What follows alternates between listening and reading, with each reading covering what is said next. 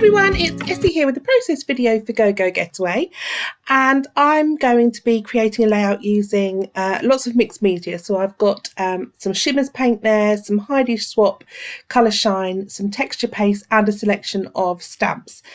And my layout today is using a lovely technique taught by Lorraine at our October getaway last year, 2019. And I've already cut my photograph into that lovely star shape there using my shape cutters, which were one of the first tools I ever bought in scrapbooking. There weren't many around when I started. Nearly 20 years ago now, and they were from Creative Memories, and the blades are still going strong, although I had to help a bit there with the scissors, as you could see. So I've cut my photograph, and I've also cut another slightly bigger shape to create a border.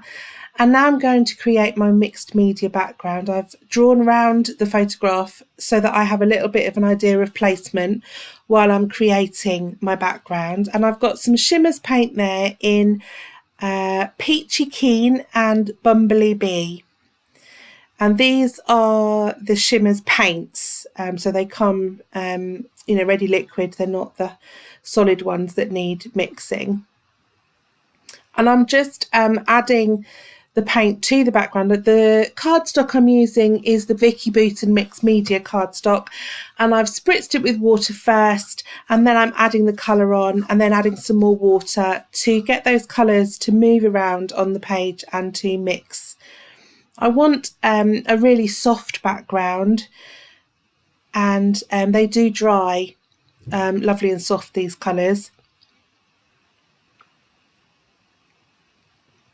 I'm mixing the colours up a bit there, and here's the background a bit later. It's almost dry. I have dabbed it with a kitchen roll to lift some of the colour in places, and I'm now adding some splatters. I've got Dilutions melted chocolate, and then my Heidi Swap gold colour shine, which I still have some of. It's going down though.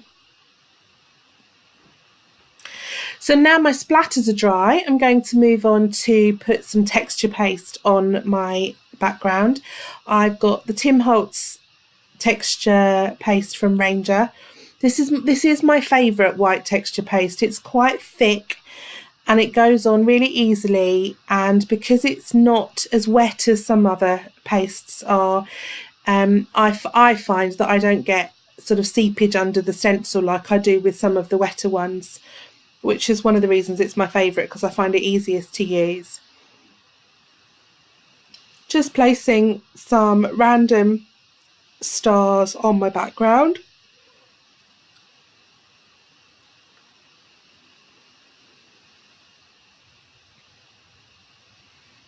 And I think I put a couple more down there.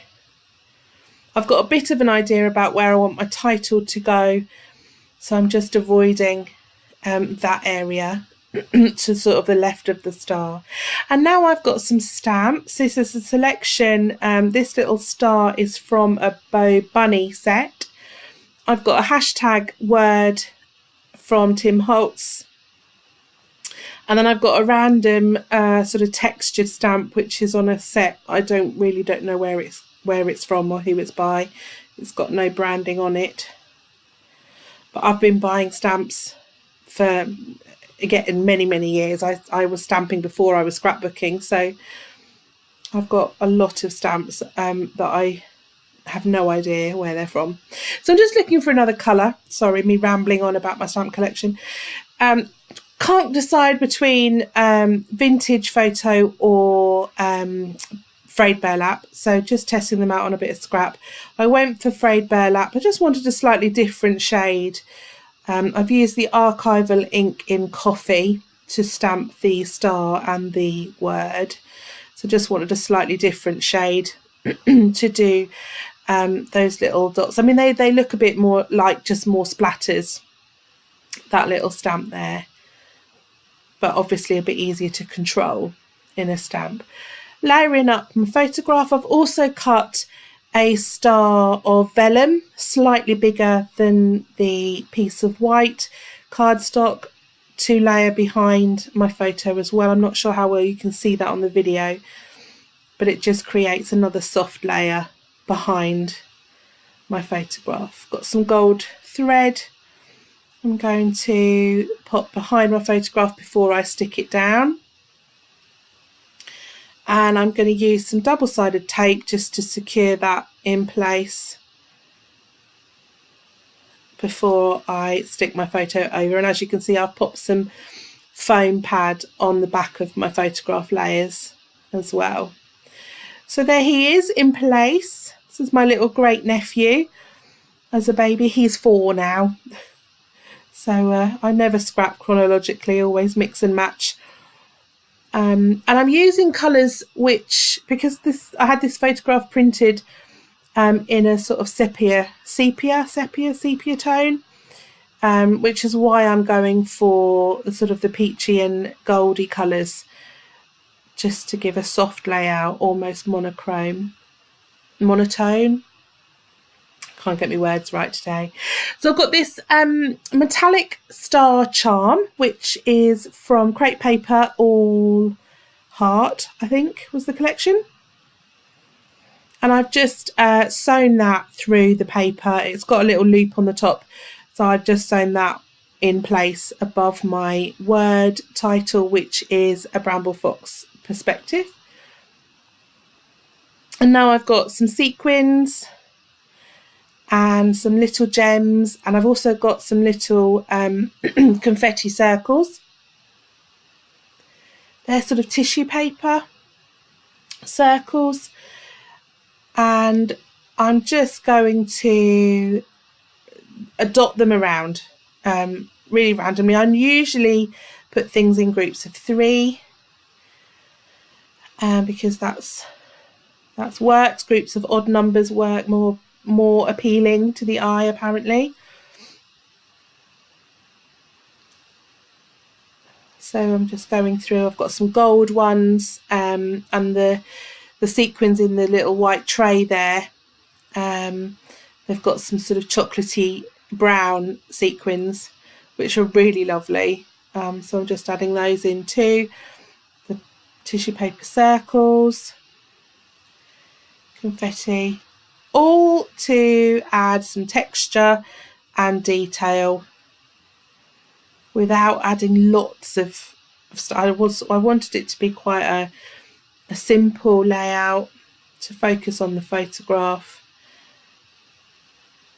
So all I'm wanting here is some little details across that mixed media panel.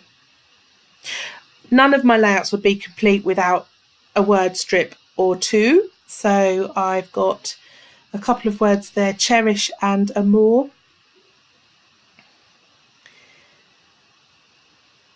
And then I'm looking for some enamel dots to add some colour to my layout, just some little pops of colour. I've got some, I think these are Cocoa Vanilla, Summertime, maybe, I think.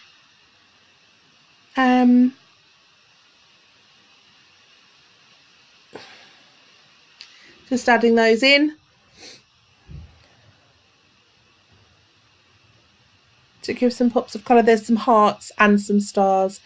And I carry on adding sequins and dots, and I've got those glittery hearts, enamel shapes there. And I just carry on adding bits and pieces. I won't subject you to watching the whole process because I fiddle around for quite a long time. So you'll see the finished layout in the stills at the end. I'm putting some little gems on as well. Thank you so much for watching, and hope to see you here again soon. Bye.